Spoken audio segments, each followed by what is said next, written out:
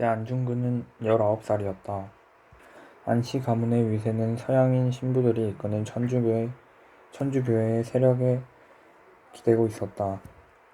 안중근은 자신의 가문과 밀착된 교회의 세력과 신앙의 순수성을 구태여 구분하지 않았다. 안중근은 그 양쪽을 모두 받아들였다. 오래전에 세례를 받던 때의 기쁨은 때때로 안중근의 마음속에서 솟구쳐 올랐다. 그때 멀리서 빛이 다가왔고 안중근은 밝아오는 영혼의 새벽을 느꼈다. 그때 안중근은 아까 더불어 살아가야 하는 세상이 두렵지 않았다. 아들이 세례를 받은 날 안중근은 그때의 기쁨이 부활하기를 기도했다. 빌렘이 말했다. 너의 아이는 하느님의 자식이다. 아이를 보니까 어떠냐? 안중근은 전능하는 아이를 안았을 때 그 출처라 알 수 없는 슬픔을 빌렘에게 말하지 못했다. 조선 땅에서 벌어진 외국 군대들끼리 싸움으로 많은 사람들이 죽었고 일본군의 을병 진압으로 날마다 사냐의 시체가 쌓여가는데 그 많은 목숨보다도 전내나는 내 자식의 목숨 하나가 유독 안쓰러운 까닭을 안중근은 빌렘에게 묻지 못했다. 안중근은 아들이라고 집안 어른들이 기뻐하십니다. 라고 말했다. 라고 빌렘이 그야 그럴 테지. 조선은 아들 세상이다. 라고 말했다. 빌렘이 다시 포도주 한 잔을 따라주며 말했다. 상해에서 일찍 돌아왔구나. 빌렘이 나를 따로 부른 이유가 있었구나. 이것이었구나. 안중근은 빌렘의 속내를 알아차렸다. 빌렘의 말투는 안중근의 실패를 예견하고 있다는 것처럼 들렸다. 일이 여의치 않았습니다. 무엇이 어려웠느냐. 사람을 만날 수가 없었습니다. 그랬구나. 이제 여기 있어라. 영혼을 가진 사람은 어디에나 있다. 빌렘은 안중근의 성정을 위태롭게 여겼다. 안중근은 소년 시기를 거치지 않고 유년에서 청년으로 바로 건너온 사람처럼 보였다. 안중근은 소문난 사냥꾼이었고 저보다 나이 많은 청년들을 수하로 거느리고 다녔다. 안중근은 16의 나이에 고을 사내들을 이끌고 나서서 마을로 접근하는 동학군을 격퇴했다. 안중근은 말하지 않았지만 빌렘은 이 싸움의 유혈 사상을 알고 있었다. 안중근은 동학군과 싸웠지만 세상을 못 견뎌하는 성정은 그가 싸웠던 동학군과 별 차이 없을 것이었다. 안중근은 자식에게 세례를 주면서 빌렘은 똑 닮은 부자의 눈을 번갈아 보면서 그렇게 생각했다. 안중근은 어쩐지 하느님의 자식이라기보다는 세속의 아들 쪽에 더 가까워 보였는데 안중근에게는 그 안팎의 구분이 없는 것 같기도 했다. 구분이 없다는 것은 결국 그 양쪽이 합쳐진다는 것인지를 생각하다가 빌렘은 생각하기를 멈추었다. 1년 전에 안중근이 성당으로 찾아와서 상해로 가겠다고 말했을 때 빌렘은 왜 가는지를 묻지 않았고 말리지도 않았다. 빌렘은 안중근이 세속의 길로 나아가려는 것을 알았다. 그때 빌렘은 너의 영혼을 위해 기도하겠다. 라고 말했다. 빌렘은 영혼을 위해라는 말은 안중근이 알아듣지 못할 것을 느꼈다. 서양인 신부들은 조선 땅에서 지난 100여 년 동안 벌어진 박해와 순교의 역사를 거룩하고 또 두렵게 여겼다. 하느님의 특별한 은총이 아니고서는 그처럼 치열하고 순수하게 죽음을 잇대어가면서 신앙을 증거할 수는 없을 것이었다. 그것은 이 낙후된 나라에 쏟아진 축복이었다. 조선교회가 신앙의 자유를 누린 기간은 이제 겨우 20년이었다. 자유는 뿌리내리지 못해서 위태로웠다. 교회는 세속을 지배하는 거대한 세력과 부딪히게 되는 사태를 피해가려 했다. 순교의 역사가 주는 교훈은 성과 속에 두루 걸쳐 있었고 교회는 그 양쪽의 교훈들을 무언중에 감지하고 있었다. 장상인 조선 대목고의 미텔 주교와 파리 외방 정교회 본부의 풍계 높은 사제들도 그 교훈의 복합적 의미를 알고 있을 것이라고 빌렘은 생각했다. 거기에 교회와 세속의 경계선은 보이지는 않지만 명료히 그어져 있을 것이었는데 빌렘은 그 경계 밖으로 나가려는 안중근을 들뜬 영혼을 걱정했다. 빌렘이 물었다. 다시 대륙으로 나가려느냐? 안중근은 대답하지 않았다. 빌렘은 대답 없는 뜻을 짐작했다. 종탑에서 만종이 울렸다. 부활의 은총이여, 신앙의 신비여, 빌렘이 겟세마네에 예수 그림을 향해 무릎을 꿇고 저녁 기도를 올렸다. 안중근이 그 뒤에서 무릎을 꿇고 합장했다. 황제의 열차는 1907년 1월 7일 아침 8시 10분에 서울역에서 출발했다. 대한황제 순종은 6박 7일 남순 일정에 올랐고 한국 통감 2토가 동행했다. 황제는 왕자의향군과 국내부, 승용부, 장례원, 규장각, 탁지부, 내각, 군부, 학부, 법부 등에서 고위직 90명가량을 수행원으로 거느렸다. 이토는 통감부 고위직과 주둔군 장교를 데리고 나왔다. 출발하기 전에 황제는 칙령을 내려서 순방지의 선열들의 사당을 보수하고 묘역을 가지런히 할 것을 지시했다. 순행에 앞서 황제는 조서를 내렸다. 짐은 지난해에도 종묘사직에 공경이 맹세하고 조금도 게을리하진 않았건만 지방의 소란이 안정되지 않고 이 추위 속에서 백성의 간난은 끝이 없으니 가슴 아프다. 그래서 단연코 분발해서 여러 관리들을 데리고 지방에 시찰하여 백성들의 고통을 알아보려 한다. 통관 공작 이토 부미가 특별히 짐을 수행하면서 도와주고 있으니 너희들 높고 낮은 신하들과 백성들은 그리 알도록 하여라. 열차가 출발하기 전에 역 군의 응족실에서 순종은 이토를 접견했다. 이토가 수행원을 물리치고 순종 앞에 나와 인사했다. 폐하 저의 소청을 받아들이시어 이처럼 추운 날씨에 원행에 나서시니 만민이 복이옵니다. 순행하는 뜻을 이미 조서로 백성들에게 알렸소. 통감께서 동행하시니 든든한 바 있소. 이토는 얼굴을 펴서 웃었다. 이토의 웃음은 얼굴에 가득 퍼졌다가 삽시간에 사라졌다. 이토는 말했다. 순행은 군주의 덕과 위엄을 보이는 일입니다. 일본 메이지 폐하께서도 자주 순행하시어서 백성이 살피십니다. 본 통감은 메이지 폐하의 뜻을 받들어 황제 폐하를 수행하게 되었습니다. 이로써 두 나라 황제의 뜻이 흔연일치함을 내외가 알게 될 것입니다. 통감께서 우리 황태자를 일본 천황 폐하께 인도하여 주신 노고를 잊지 말라고 우리 신료와 백성들에게 일러놓고 있소. 이토는 또 웃었다. 붉은 얼굴에 흰 이가 드러났다. 황태자 전하께서 천품이 영특하시어 일본에 오신 뒤 학문이 일취월장한다고 들었습니다. 메이지 폐하께서도 자주 불러서 가까이 하시고 자해하고 계십니다. 시종장이 들어와서 열차 출발 시간을 구했다. 순종과 이토가 열차에 올렸다. 승강장에 도열한 주둔군 의장대가 총을 받들어 격려했고 백성들이 역 건물 밖에서 만세를 불렀다. 열차가 한강철교를 지날 때 머리 위로 쇳덩이들이 다가오고 지나갔다.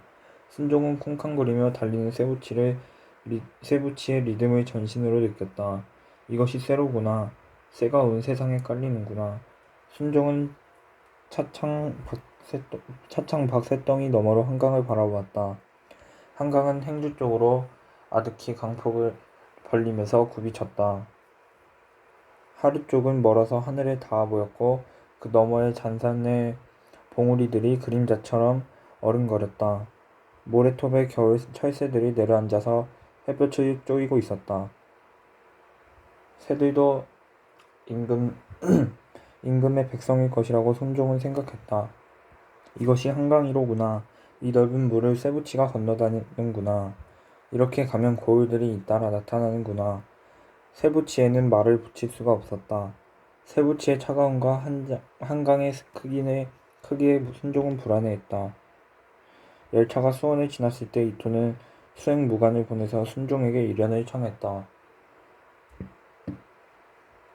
순종은 허락했다. 순종은 테이블을 사이에 두고 이토와 마주 앉았다. 이토는 테이블 위에 지구이를 올려놓았다. 이토가 차창 밖으로 시선을 주며 말했다. 조선의 산천은 참으로 수려합니다. 산천은 헐벗고 있었다. 빈 들판에 눈이 쌓였고 바람이 불어서 눈을 몰아가고 있었다. 들판에는 인기척이 없었다. 순종도 창밖을 내다보면서 말했다. 산천은 옛날과 같으나 민심이 들떠서 소요가 계속되니 걱정이요. 이토가 말했다. 심려하시는 뜻을 알고 있습니다. 이번 순행으로 조선과 일본이 우애로움을 백성들의 백성들이 알게 되면 소요는 가라앉을 것입니다. 그러기를 바라오. 이걸 보십시오. 이토는 지구위를 돌려가며 조선, 일본, 중국, 서양, 미국의 위치를 설명했다. 이토는 손가락으로 조선 반도를 가리키면서 말했다. 지금 폐하께서는 서울에서 부산으로 가고 계십니다. 부산에서 시모노세키까지는 기선으로 바다를 건너가고 거기서부터 도쿄까지는 철길로 연결되고 조선에 깔린 철길은 서울에서 신주위로, 신주위에서 압록강을 건너서 하얼빈으로, 하얼빈에서 러시아로 연결되고 있다고 이톤은 설명했다. 순종은 눈을 가늘게 뜨고 지구 위를 들여다보았다. 이톤은 또 말했다. 땅이 아닌 곳은 모두 물입니다. 기선은 모두 물을 건너갈 수 있습니다. 지금 일본의 메이지 폐하께서는 이 세계의 바다와 대륙을 들여다보고 계십니다. 일본의 군주가 물을 들여다본다는 것은 무슨 말인가 물으려다가 순종은 머뭇거렸다. 이토는 계속 말했다. 지금 철로가 깔렸으므로 조선과 일본은 하나가 되어 세계로 나갈 수 있습니다. 새가 이 세상에 길을 내고 있습니다. 길이 열리면 이 세계는 그 길 위로 계속해서 움직입니다. 한번 길을 내면 길이 또 길을 만들어내서 누구도 길을 거역하지 못합니다. 힘이 길을 만들고 길은 힘을 만드는 것입니다. 순종이 말했다. 세상과 땅과 물을 건너가는 길도 있지만 조선에는 고래로 내려오는 길이 있어. 충절과 법도와 인륜의 길이오. 순종이 입을 벌려서 말할 때 빠진 이 사이로 입안에 어둠이 보였다. 이토는 그 어둠 속을 들여다보았다. 이토는 말했다. 일본 또한 그러합니다. 고래의 길이 현재에 닿아서 미래의 길로 나아가고 있습니다. 이 철로가 그 길입니다. 순종이 말했다. 그렇다면 상서로운 일이요. 열차가 충정도 성안역에서 정차했을 때 거기까지 수행해온 일본 주둔군 헌병대장이 순종에게 하직하고 돌아갔다. 순종이 헌병대장의 노고를 치하고 금일봉을 내렸다. 이토가 순종의 자리로 다가서 말했다. 폐하와 함께 성안을 지나다니 기쁜 일입니다. 15년 전 청일전쟁 때 일본군은 성안에서 청군을 대파했습니다. 평택 쪽에서 내려온 일본군은 경계를 풀고 있던 청군을 야습했다. 날이 밝자 성안의 들판에 청군의 시체가 깔렸다. 살아남은 자들은 군복을 버리고 조선 백성들의 옷을 뺏어 입고 달아나다가 굶어 죽고 더위 먹어 죽었다. 성안에 옹기장이, 고리장이, 방짜장이, 미장이, 대장장이들의 마을은 흩어졌다. 조선 반도에서 청군은 세력을 회복하지 못했다. 성안 전장에서 일본군 나파에서 기구치 고에이는 숨이 끊어질 때까지 나파를 불어서 돌격 명령을 유지시켰다. 기구치의 사체는 나파를 입술에 대고 있었다. 기구치는 사무라이가 아니라 전장에 징집된 하급 병졸이었다. 일본 시인이 시를 써서 기구치의 충혼을 기렸다. 메이지는 대본영에서 성안의 승리를 보고받았다. 메이지는 몸소 군과 성안 전투를 지어서 병사들에게 내렸다. 노래 가사는 우리의 씩씩한 용사는 피아의 시체를 넘어 용감하게 나아간다. 만세 삼창을 불렀다오와 같았다. 군악대가 나팔로 이 노래를 연주했다. 이토는 성안의 승리와 기구치의 용맹을 순종에게 설명했다. 일본이 중국을 물리치고 조선을 보호하는 토대가 성안에서 마련되었습니다. 성안은 상서로운 땅입니다. 성안 싸움의 전말은 대충 알고 있어. 기구치는 천출이고 무명병졸인데 죽을 때까지 나팔을 불었으니 메이지 폐하께서 어여삐 여기십니다. 귀국 병졸의 충혼이 가상하오. 열차는 대구를 지나고 초량을 지났다. 대구역에서 정차했을 때 순종은 관리를 보내 이퇴계의 사당에 제사 지냈고 초량을 지날 때는 신라 왕들의 무덤과 김유신의 무덤을 제사 지낼 것을 명했다. 황제의 열차가 정차하는 고을마다 지방관들이 백성들을 불러서 옛 성현 충렬의 사당에 얽힌 거미줄을 걷고 묘역의 잡초를 뽑았다. 효자와 연료를 부청했고 늙은이들에게 밥가술을 대접했다. 열차가 부산역에 도착했을 때 순종은 300여 년 전 임진년 전쟁 때 부산성에 쳐들어온 일본 군대와 싸우다 죽은 동래부사 송상현과 부산진 철절 제사 정발의 사당에 제사 지낼 것을 지방관리에게 일렀다. 이토를 수행하는 통감부 정보관리가 순종의 동태를 염탐해서 이토에게 보고했다. 이토는 말했다. 못 본 채 알아. 민심을 덧나게 하지 마라. 발설을 그만다. 메이지는 제2함대 기암아지마호를 부산항으로 보내고 순종에게 전보를 줬다. 순행하시며 백성들의 형편을 살피시는 그 형제폐하의 노고의 경의를 표합니다. 짐의 함대를 부산항에 보냈으니 배를 순시하여 주시면 다행이겠습니다. 순종은 마차를 타고 항구로 갔다. 이토 일행을 태운 마차가 순종의 마차를 뒤따르고 있었다. 흰옷 입은 백성 수천 명이 부두 앞 공터에 모여 있었다. 백성들은 바닥에 꿇어 앉아서 머리를 조아렸다. 폐하 일본 배에 오르지 마소서. 저들이 폐하를 일본으로 모셔갈까 두렵습니다. 폐하 날씨가 춥사옵니다. 속히 대궐로 돌아가소서. 순종의 마차로 다가오려는 백성들은 기마 헌병대가 막고 있었다. 이토가 정보관리에게 물었다. 무슨 소란인가? 저들은 조선 군주가 납치되지 않을까 두려워하고 있습니다. 무장은 어떠한가? 폭민은 아닙니다. 다만 울며 소리치고 있습니다. 가엾고 무지한 백성들이구나. 병력으로 밀어내시겠습니까? 아니다. 상스럽지 못하다. 다만 부두에 접근하지 못하도록 차단해라. 경비대에 그리 일러라. 순종의 마차는 군중이 모인 공터를 우회해서 부두에 닿았다.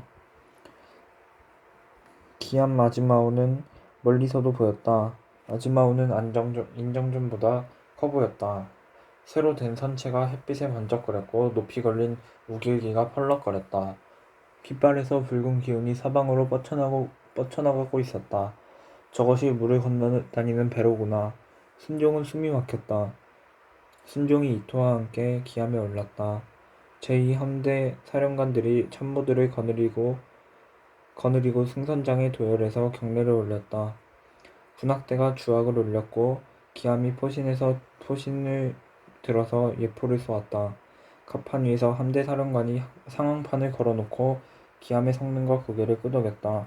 사령관의 설명이 끝나자 순종이 말했다. 기암의 무의가 실로 장함함을 알겠소. 순종이 일본군 장교들에게 금일봉을 내렸다. 부두 밖 공터에서 백성들이 울부짖었다. 울음소리는 기암에까지 닿았다. 순종이 이토에게 물었다. 부두 밖 공터에 군중이 모여있으니 어떤 일이오? 폐하의 안위를 염려하는 불이입니다. 이제 군함에 오르셨으니 만안하십니다. 순종은 더 이상 묻지 않았다. 순종은 메이지에게 전보를 보냈다. 귀국의 군함에서 사령관 이하의 환대를 받았습니다. 기쁘고 감사합니다. 귀 해군이 더욱 융성하기를 축원합니다.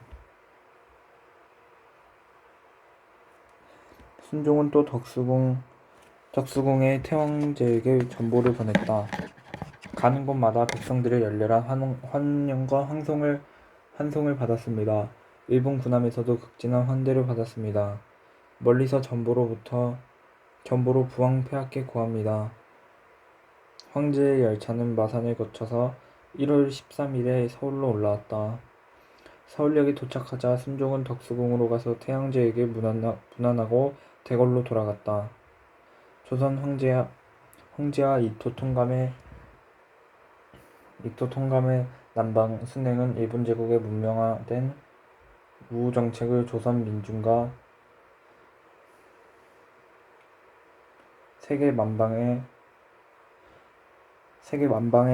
이해시키는 전기가 되었고 일본 천황이 보낸 함대의 위용으로 조선 황제를 영접함으로써 강과 약 사이에 친선을 과시한 것으로 통감 관방의 보고서는 평가했다. 조선의 양민들이 양민들은 점차 통감 청치 안으로 수립되고 있으나 홍민들의 바로가 전역으로 확산되고 있으니 이 같은 시국 속에서 양민에게 유화로 홍민에게는 무단으로 대처하는 두 방향이 선명히 떠오르고 있다고 보고서는 결론지었다.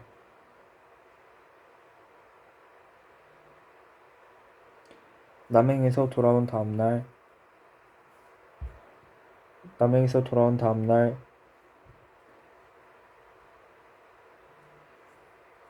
이토는 통감부로 출근해서 보고서를 읽었다. 통감 감방의 보고서는 종합과 분석이 부실하고 보고자의 의견이 돌출해 있었다. 판단을 미리 하지 마라. 기관들은 사실과 의견을 분리해서 보고하라. 뒤섞지 마라. 라고 이토는 늘 지시했으나 충성의 앞자리를 다투는 관료들은 스스로의 말에 현혹되어 통감의 지시에 미치지 못했다.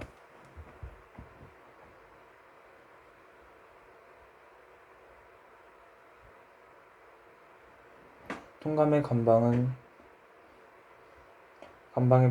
보고는 틀린 말은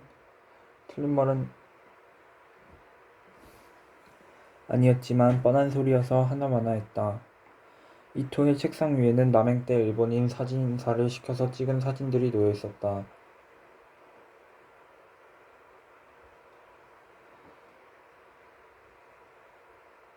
이토는 사진사에게 사진의 구도와 초점을 미리 지시했다. 일본의 지휘로 기암에서의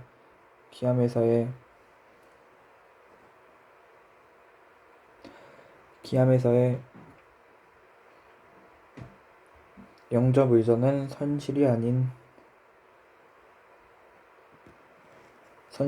갑판에서 열렸다.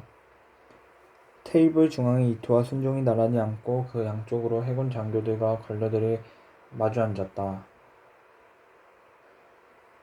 사진의 기암의 크기와 포신의 힘이 드러나고 포신을 배경으로 순종의 표정이 편안하게 나타나고 배점 너머로 수평선이 지나가게 구도를 잡으라고 이토는 종이에 그림을 그려가며 사진사에게 지시했다.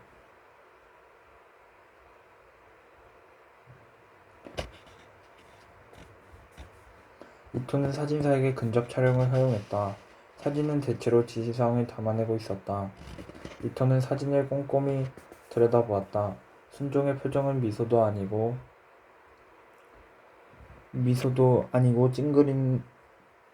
찡그림도 아니고 그 양쪽을 다 섞은 것도 같았다. 이토는 비서관을 불러서 같은 앵글로 찍은 다른 사진을 찾아오라고 지시했다.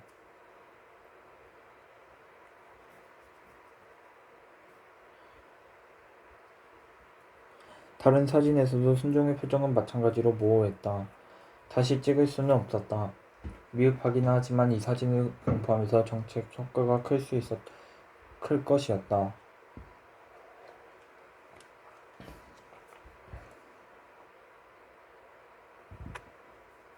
이 사진이 조선 민심의 상처를 자극하겠지만 위력으로 압도하는 힘이 있을 것이고 그보다도 풍민과 양민 사이에 장벽을 쌓아서 풍민들을 고립시키는 결과를 낼 것이라고 이토는 판단했다.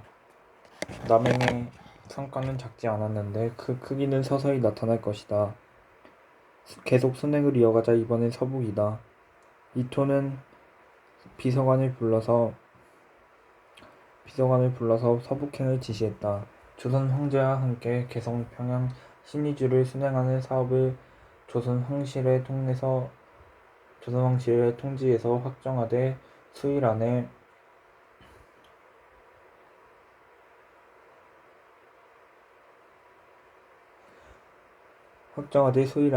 출발하도록 준비를 갖추라고 이토는 지시했다. 이따른 순행의 비서관은 크게 놀라면서 통감의 지시사항을 공책에 적었다. 이토는 이날 일찍 퇴근했다. 동행은 없었다. 이토는 남산 아래 유정 천진로에서 기생을 앉혀놓고 술을 마셨다.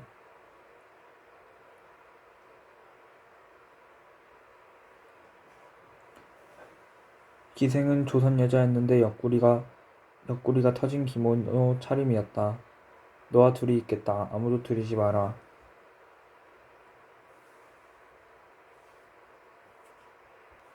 송이버섯 볶음과 은행구이, 도미애가 안주로 나왔다.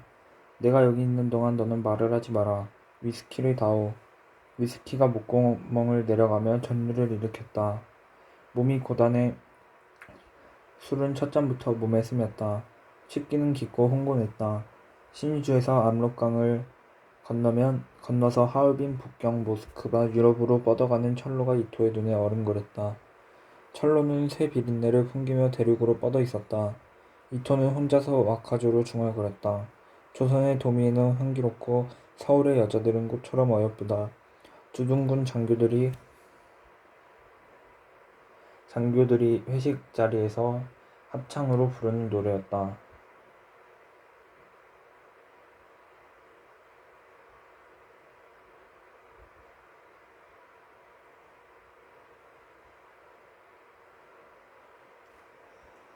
서북행 주둔군 장교들이 회식에서 합창으로 부르는 노래였다. 이토는 기생의 널쩍다리를 베고 누웠다. 기생은 아무 말도 하지 않고 긴 머리채를 손으로 쓸어내렸다. 이토의 얼굴이 기생의 가운데 쪽으로 향했다. 이토는 기생을 쓰러뜨려서 끌어안았다. 초저녁이었다. 서북 순행 열차는 귀로에서 개성역으로 정차했다. 이토가 설계한 일정이었는데 개성은 500년의 도읍지이므로 조선 황실은 일정에 동의했다. 고려 왕궁 터인 만월대를 돌아보는 일정도 미리 잡혀 있었다. 순종과 이토는 만월대 돌계단 앞에서 마차에서 내렸다. 내관들이 일산을 받쳤다.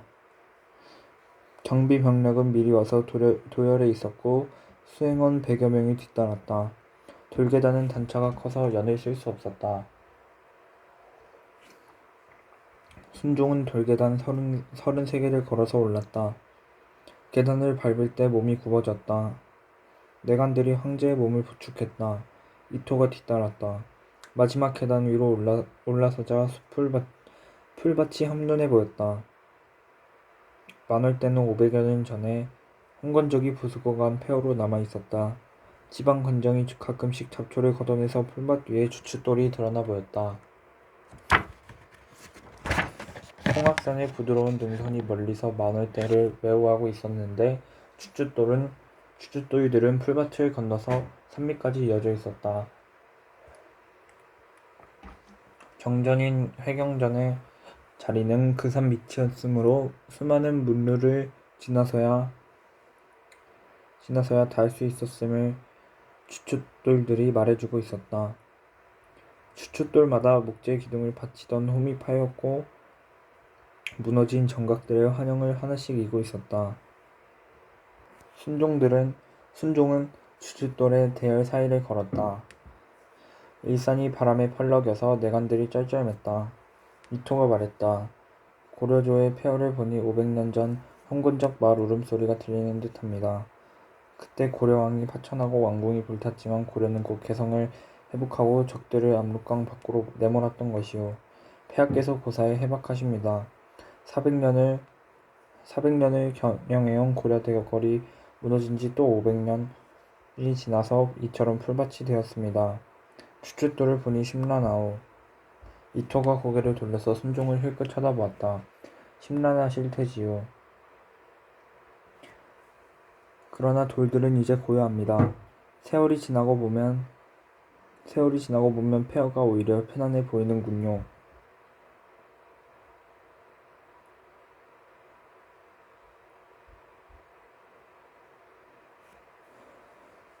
라고 말하고 나서 이토는 소리내서 웃었다.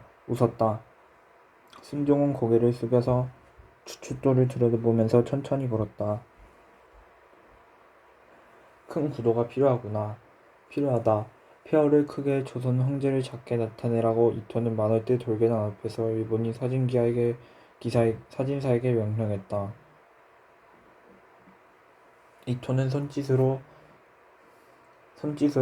송악산 능선과 계단을 가리키며 지시했다. 무너진 돌계단과 그 너머의 성악산 등선을 구도해 횡축에 들어앉히고 조선 황제의 대열이 그 폐허의 종축으로 길게 늘어선 사진을 이토는 요구했다.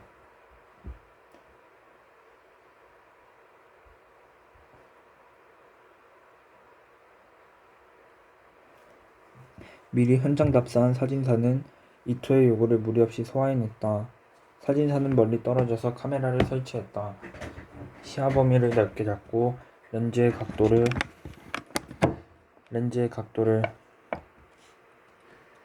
위쪽으로 5도쯤 올려 잡았다. 뷰파인더 안에서 돌계단의 폐허가 화면 중앙에 가득 차고 그 너머로 송악산 능선이 구름처럼 떠보였다. 조선 황제의 얼굴이 또렷이 보이지는 않았지만 일산이 받쳐져 있어서 거기가 황제의 자리임을 알 수 있었다.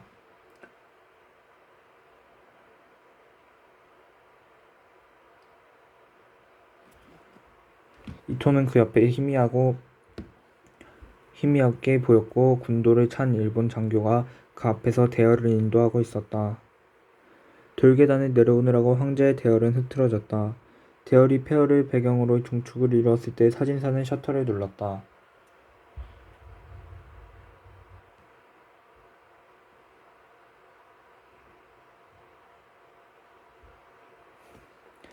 이토는 일본 해군 기함에서 찍은 사진과 마늘대에서 찍은 사진에 만족했다.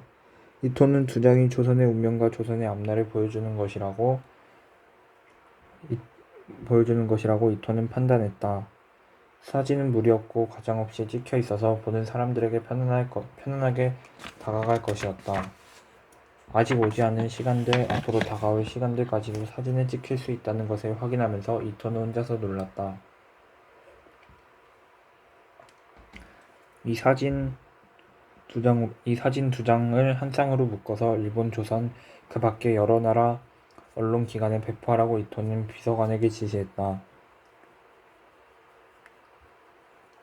안중근은 진남포로 이사해 작은 학교를 열고 학생들에게 영어와 지리, 국사를 가르쳤다. 가르치는 일은 답답했으나 안중근은 거기에서 마음을 붙이려고 애썼다. 학생들이 모르던 것을 알게 되는 사태를 안중근은 놀랍게 여겼다. 명절 때나 아버지 안태훈의 기일에 안중근은 설가에서 청계동의 본가를 갔다. 본가에 머무는 동안 안중근은 엽총을 메고 사냐에 나가 노루나 꿩을 잡았다. 안중근은 개를 데리고 다니지 않지만 개 없이 멧돼지를 잡는 날도 있었다. 안중근이 노루를 잡아온 다음날 안씨 문중의 사내들은 안중근의 집에 모였다. 안중근은 숙부태건 태민과 그 아들들 이었다. 사내들이 술상에 둘러앉으면 저절로 항렬이 이루어졌다. 노루백숙과 통마늘 안주로 사내들은 소주를 마셨다. 안씨 문중의 2대 소장농인 절름발이 박만교의 아버지가 임종에 가까웠으므로 묘자리를 주선해주고 장례 비용을 부주하는 일을 사내들은 의논했다. 지난 여름부터 마을의 소들이 눈곱실 끼고 침을 흘리고 하품을 자주 하고 기력이 빠져서 쟁기를 깊이 끌지 못하는데 더위를 먹은 것인지 무슨 돌림병인지 알 수 없었다.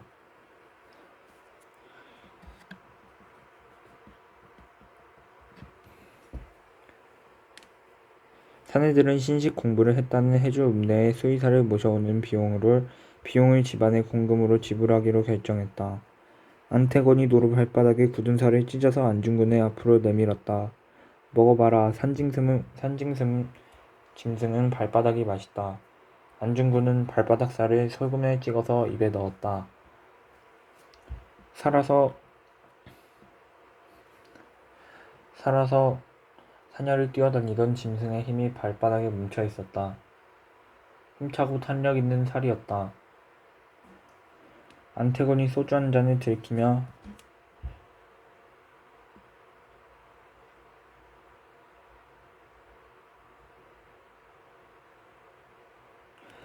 안중근이 소주 한 잔을 단숨에 마신 뒤 캬 소리를 내뱉었다.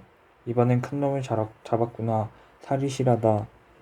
큰삼촌 댁에 뒷다리를 한짝 보냈습니다. 몇 발로 잡았느냐? 한 발 쐈습니다. 안태건이 안중근의 얼굴을 들여다보면서 자네 채웠다. 아름다운 솜씨이다. 짐승을 쏘기에는 아깝구나. 안태건은 혼잣말처럼 중얼거렸다. 술자리에 모인 사내들에게 그 말은 이 세상을 향해서 하는 말처럼 들렸다. 사내들은 한동안 침묵했고 누가 먼저 말을 꺼냈는지 모르게 시국의 위태로움을 말했다. 안씨 가문의 사내들은 마을의 우물을 청소하는 일이나 홍수에 터진 개울 독방을 다시 쌓는 일을 논의하는 것처럼 시국의 일을 말했다. 일본이 청을 못 지르고 러시아를 못 질러서 조선의 독립은 탄탄해졌다고 한다 하는 식자들이 신문과 강연으로 필설을 펼쳤다. 말은 자욱했는데 아무도 말을 믿지 않았다. 가끔씩 서울이나 평양에 다녀온 사람들이 날짜 지난 대한매일 신보를 가져왔다. 대한매일 신보는 조선 전역의 서해 사태를 상세히 보도했다. 신문은 소요군중을 일병이라는 두 글자로 일컫었는데 글자 두 개가 더 큰 무리를 불러모았다. 신문의 문장은 곧고 단단해서 읽는 사람을 찌르고 들어왔다. 이 신문의 영문판에 지난 목요일 경기도 양주와 포천 접경에서 벌어진 전투에서 일본군 12명이 반란군에 의해 살해되었고 죽은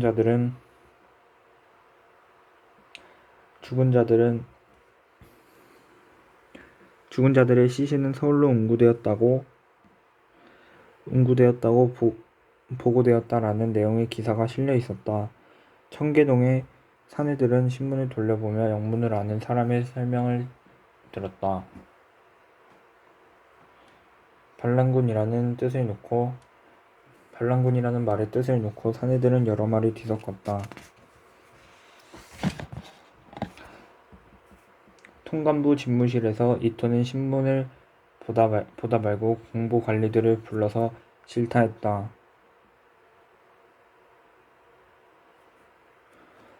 이 신문의 말 한마디에 조선 군중이 놀아나고 있다. 배설이 통감이냐? 공보 관리가 정무 비서들과 의논해서 신문의 자금 관리와 금전 출납을 조사했다. 중국에서 돌아온 상인과 천주교인들이 청계동 안시 마을에 들러서 넓은 세상 돌아가는 소식을 전했다. 소문은 청계동에 모여서 웅성거렸다.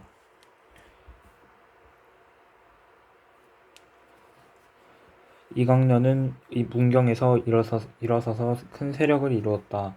이강년은 안동부 감찰사 김석준과 그의 순검들을 군중 앞에서 목 빼고 기세를 올렸다.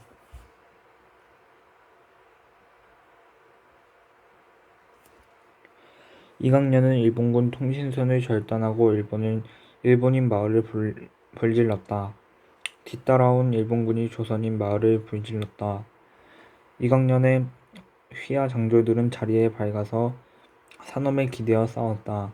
이강년은 안동에서 이겼고 백담사 용서동에서 이겼고 청풍에서 붙잡혀 처형되었다. 19살 청년 신도율석은 경북의 바닷가 영해에서 100여 명의 민병으로 일어섰다. 신도율석은 동해안을 따라 울진, 삼척, 강릉, 양양을 아우르며 북상했고 청송으로 진격할 때는 군세가 천에 달했다. 날이 추워지고 군량이 떨어지자 봄에 다시 모이기로 하고 신도율석은 병을 해산했다. 신도율석은 부하의 집에 몸을 숨기고 봄을 기다리다가 배신한 부하들에게 살해되었다. 이인영이 연주에서 일어서자 수천의 민병들이 모였다. 이인영은 여러 고을의 의병들과 연합해서 통수 계통을 세우고 24 근진을 편성했다.